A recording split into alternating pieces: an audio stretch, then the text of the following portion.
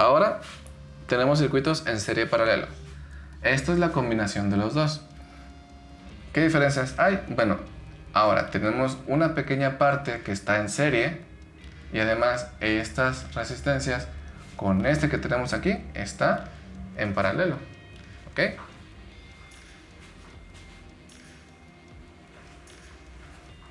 Bueno, ¿y cómo se resuelve? Vamos a ver. En primera, para resolver todo esto necesitamos sumar estas dos para que nos dé una resistencia equivalente. Si sumamos esas dos tendríamos que es R2 más R3. Directamente serían 5 ohms. ¿Okay? A esta vamos a llamarle R4. Es una nueva resistencia. R4, 5 ohms. Y con esta pequeña suma podemos transformar un poquito el circuito. Solamente un poco. ¿Sí? La fuente. Tenemos nuestra resistencia. Esta resistencia sigue siendo R1.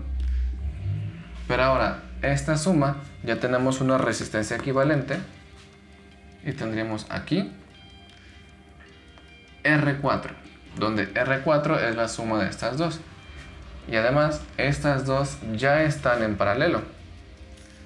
Y ya sabemos cómo sacar la resistencia total de resistencias en paralelo, que es el producto sobre suma. Cuando son dos, es producto sobre suma. Entonces, quedaría R1 por R4 entre R1 más R4. Productos de estas dos es 5 por 5 entre 5 más 5. 25 sobre 10. ¿Ok? Si ya tenemos la resistencia total, ahora necesitamos sacar la corriente total. La corriente total sabemos que es voltaje sobre resistencia. 50 sobre 25 décimos.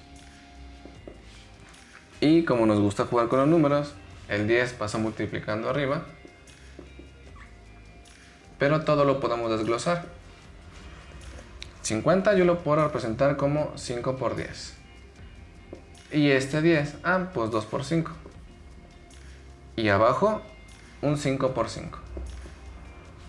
Todo esto, obviamente, este 5 cancela de acá y ese 5 cancela de acá.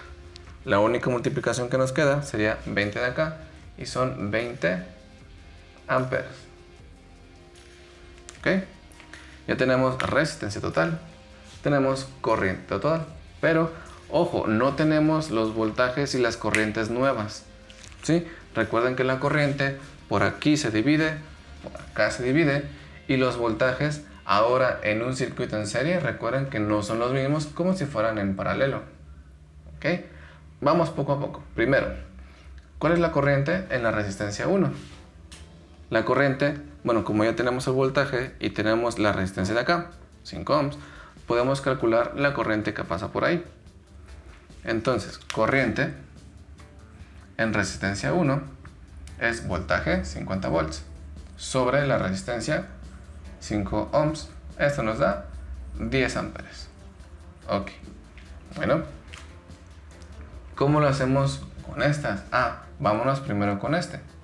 ¿Tenemos la resistencia total de aquí? Sí, 5 ohms. Entonces, si tenemos la resistencia y el voltaje, podemos calcular corriente. Corriente en la resistencia 4. Sí, o sea, es lo mismo, 50 volts sobre 5 ohms, 10 amperes. Y tiene un poquito de lógica, porque tanto R1 como R4, ambos son 5 ohms. Entonces son 5 ohms. La corriente se divide de manera equitativa. Ok, ahora, si tenemos la corriente que va por aquí, ya podemos calcular el voltaje de estos dos. Ojo, el voltaje que tengamos en estos dos debería de darnos el voltaje de la fuente porque están en paralelo. Otra vez, aquí vamos a tener 50 volts y acá en la suma de estas dos deberíamos tener también 50 volts. Vamos a ver si es cierto. Acá, voltaje en resistencia 2.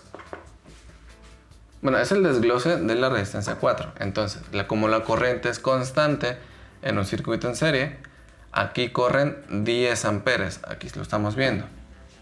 Voltaje en resistencia 2.